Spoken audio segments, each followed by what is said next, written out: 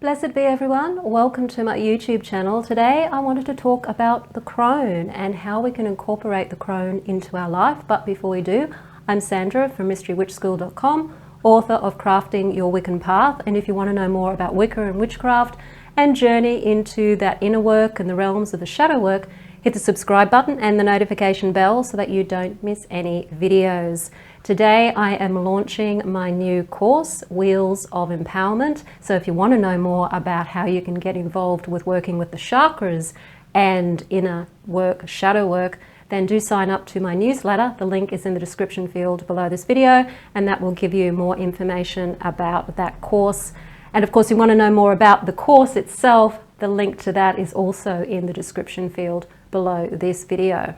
The energy of the crone has been with me for the last week or so since I've been focusing on finishing up the Wheels of Transformation and getting it ready to launch for you to take a part of. And the reason I feel that the crone has come up is because the shadow work journey is the journey that she can certainly help you on, regardless of whether you're young or whether you're middle-aged or whether you're an old person of whatever gender you identify with.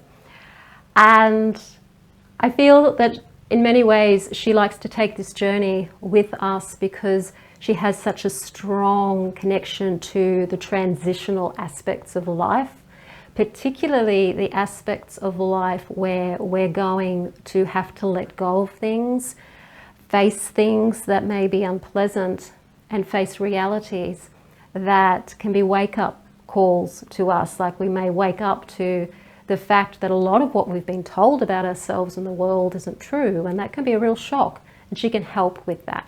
So working with the crone energy is working with the energy of wisdom, the energy of transitions, the energy of grief and loss, and the energy of aging. Moving from youth into what happens to the body as it ages. And this is for men and for women. We all age if we live long enough. And we all go through the transitions of what the body can no longer do and what the body's no longer comfortable doing. And it does happen as you get older. Unfortunately, in our Western culture, we don't value the elderly. We don't value aging. And that's a shame, because with aging should come wisdom and experience that can be incredibly useful to younger people. If we lived back in the days where we were totally relied on the land for our survival, we needed the elders to be able to teach us about the land, to be able to tell us when there were different signs that certain phenomena could happen. If you lived on a floodplain, for example, the elders may have experienced a major flood because maybe it only floods there once every 40 years. So older people would have experienced a flood. They may know how to predict a flood, and they would certainly know where to go if there was one. But if you'd never experienced a flood before and you get a flood, you probably would get flooded because you haven't got the experience that the older people have had because they lived through the flood, for example. I've lived in Brisbane pretty much most of my life. I remember when I was 5 years old, we had a flood, a major flood. It was the first one I'd ever experienced, and I remember it. So whenever I have been living around Brisbane, I've always made sure that I've lived outside the floodplain. So if it's in the floodplain, it's on higher ground. I've always done that because I remembered that flood back when I was 5 years old.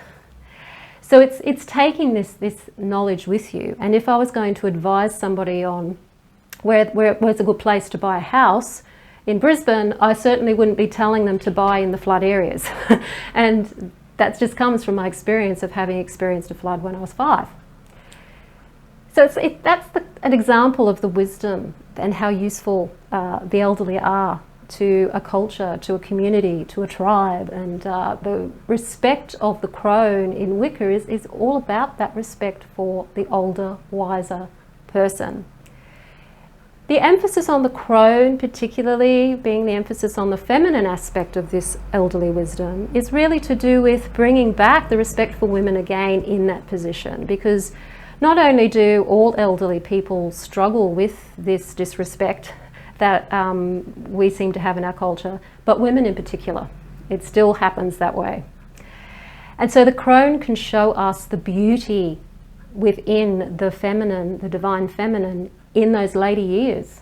I've seen many crones who have such dignity and integrity that they've carried beauty into their 80s and even into their 90s, because the beauty's coming out from within them and it shines throughout them. So even though they might have the grey hair and they might have the wrinkles and certainly look like crones, there's something very different about their energy that makes them incredibly beautiful, and that beauty of wisdom that they're emanating, it really draws respect, and it draws respect from men, it draws respect from women as well. It's not just coming from other women in their own age group, it comes from everybody, because they've carried a sense of self-love and self-worth and self-acceptance into their old age and used that in a way that's very, very, very positive. And men can do that too. I mean, men often automatically get more respect as they get older. Women, as I said, tend to not so much, unfortunately. That's why the crone is such an important part of Wicca. It's just to emphasize that the feminine, the elderly feminine, is also a very wise teacher. So if you want to work with the crone, with your shadow work, you can invite her in to help you with your transitions that you make in your life. Anything you need to grieve, anything that you've got to let go, she can come into your life and help you with those things. You can ask her if you're literally transitioning into cronedom, if you are a woman, and to have her help you make that transition into beginning to let go. She transitions us through death. And the death is the ultimate letting go of attachment to anything here that we can't take with us, which is pretty much everything. So we have to learn to let go of our attachments to stuff and people and even ourselves. We've actually got to let go.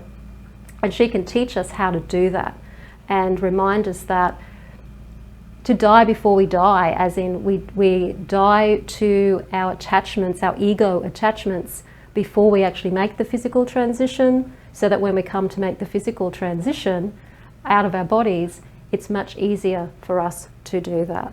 So take a journey with the crone for any transition you're going through right now, no matter how old you are or whatever you're doing, and work with her, ask her to come and work with you. She can be a gentle grandmother. She can also be quite harsh. And in some mythology, she can be quite fierce. But it's all to do with what she's teaching and what she's trying to help you with, what sort of person you are. If you're the sort of person that likes things a bit rough, you don't mind being pushed, then she'll probably push you.